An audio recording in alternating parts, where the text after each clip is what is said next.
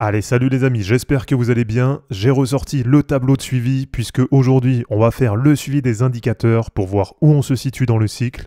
Et pour aujourd'hui, on a Bitcoin qui est à 108 000 $. Et donc en termes de prix, on n'a jamais eu Bitcoin aussi élevé dans un suivi. Donc on va voir si enfin on va reprendre des points au niveau du tableau. Et je vous rappelle qu'historiquement, ce suivi a débuté le 8 décembre 2024.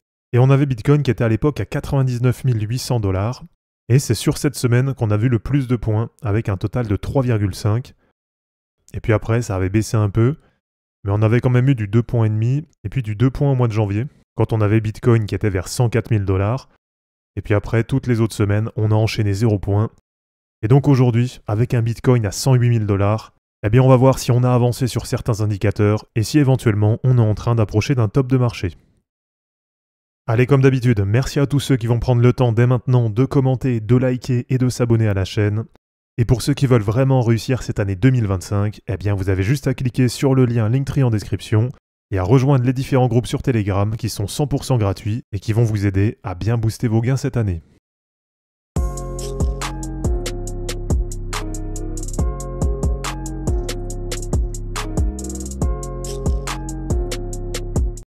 Allez, pour commencer, déjà du côté du total market cap crypto, déjà en termes de prix par rapport à l'objectif, on est aujourd'hui à 3 350 milliards de dollars. Et donc pour le moment, on reste encore malgré tout assez loin du premier objectif à 5 750 milliards de dollars. Et donc si cette prévision est bonne, et si sur ce bull run on atteint bien au moins 5 750 milliards de dollars, eh bien ça veut dire que par rapport à maintenant, pour le premier objectif, on peut tabler sur un plus 72% sur l'ensemble du marché.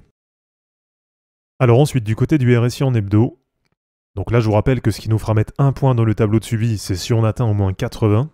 Et on voit que pour le moment, eh bien, ça continue de bien remonter du côté du RSI.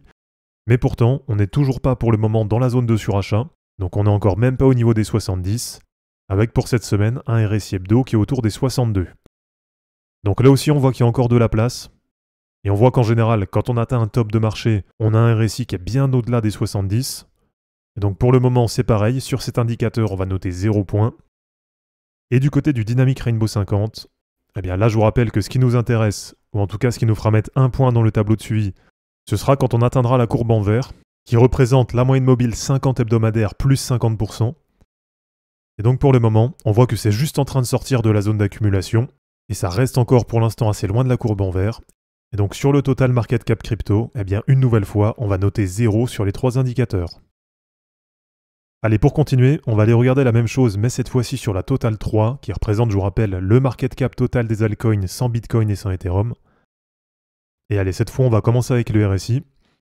Et donc là aussi, eh bien, on va noter 0, puisqu'on voit qu'on a un RSI qui est encore très loin de la zone de surachat, puisqu'on est aujourd'hui à peine à 55. Là, on voit que sur les altcoins, ça peut encore laisser pas mal de potentiel à la hausse. Et du côté du Dynamic Rainbow 50, eh bien, pour le moment, on voit que ça reste dans la zone d'accumulation. Et donc bien sûr, une nouvelle fois, on va noter 0 sur cet indicateur. Et alors en termes d'objectifs, le premier objectif pour moi, ça va être d'aller chercher 2300 milliards de dollars. Et donc si cette prévision est bonne, eh bien pour ce premier objectif, on doit pouvoir tabler en moyenne sur un x2,5 sur les altcoins. Allez, pour continuer, on va aller regarder ce que ça donne du côté de la dominance Bitcoin plus dominance Ethereum.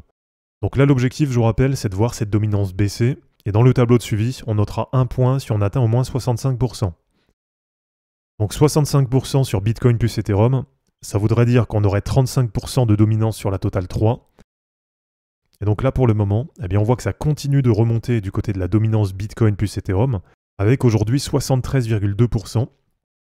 Et là on voit que pour l'instant, depuis début décembre, eh bien on n'a pas eu de cassure baissière de la trendline.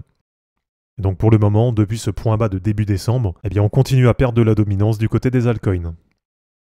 Alors là, ce qui est quand même assez positif, c'est qu'on voit qu'on a un RSI qui commence à être assez haut, et on voit que là sur l'historique, ça c'est quasiment des niveaux de RSI qui correspondent à des points hauts, donc à suivre sur les prochaines semaines. Mais en tout cas pour le moment, on voit qu'il n'y a pas de retournement de tendance, et bien sûr pour l'instant, on reste assez loin du premier niveau à 65%. Donc une nouvelle fois dans le tableau de suivi, on va noter 0 points pour cet indicateur. Et pour terminer, on va regarder les 4 indicateurs habituels, avec déjà en premier, comme d'habitude, le MVRVZ Score. Et là, je vous rappelle que ce qui nous fera mettre un point dans le tableau de suivi, c'est si on atteint au moins 6 sur cet indicateur. Donc là, déjà, ce qu'on voit, c'est que sur les dernières semaines, Donc depuis le point bas de début avril, on voit que ça remonte bien sur cet indicateur, mais pour le moment, voilà, ça reste quand même sur des niveaux qui sont finalement encore assez bas, puisque là aujourd'hui on est autour de 2,57, et même sur le cycle actuel, on voit qu'on a déjà été plus haut que ça, même si pour l'instant sur le cycle, on est toujours resté assez loin d'un niveau de surchauffe. Ensuite sur le NUPL, donc qui représente, je vous rappelle, les profits et les pertes non réalisées. Là, ce qui nous fera mettre un point dans le tableau, c'est si on atteint au moins 70% de profits non réalisés. Et donc là aussi, on voit que depuis le point bas de début avril, ça continue à bien remonter, mais pour le moment, ça reste encore assez loin du premier niveau, avec aujourd'hui 56,97% de profits non réalisés. Et on voit aussi que sur l'ensemble du cycle, pour le moment, on n'a jamais atteint les 70% de profits non réalisés. Allez, ensuite, pour continuer, on va regarder ce que ça donne du côté du terminal price. Et là, on notera un point dans le tableau de suivi si on a moins de 20% d'écart entre le prix actuel de Bitcoin et le prix du terminal price. Donc on l'a dit, aujourd'hui on a Bitcoin qui est autour des 108 000 $, et on a le terminal price qui est à 217 950 $. Donc là, pour le moment, on est encore très largement au-delà des 20% d'écart. Donc c'est pareil, pour cet indicateur, on va noter 0 dans le tableau de suivi. Et pour terminer, du côté du P-Cycle Top Indicator, ce qui nous fera mettre un point dans le tableau de suivi, c'est si on a moins de 20% d'écart, mais cette fois entre les deux courbes. Et alors là, ce qui est quand même assez intéressant, c'est que comme ça avait corrigé un peu sur les dernières semaines, eh bien finalement, on voit qu'on a les deux courbes qui sont en train de s'écarter. Et aujourd'hui, on a la courbe en jaune qui est à 91 500 $, et la courbe en vert qui est à 160 600 $. Et donc pour le moment, il y a bien plus de 20% d'écart entre les deux.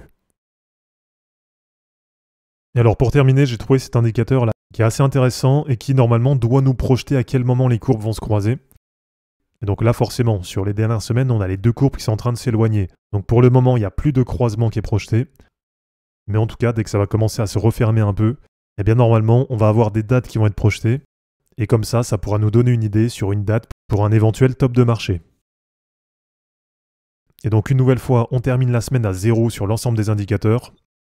Et là, je vous avoue que je pensais quand même qu'on aurait quelques points. Donc ce qui est quand même positif, c'est que ça veut dire que là, la montée actuelle, c'est une montée qui est plutôt saine.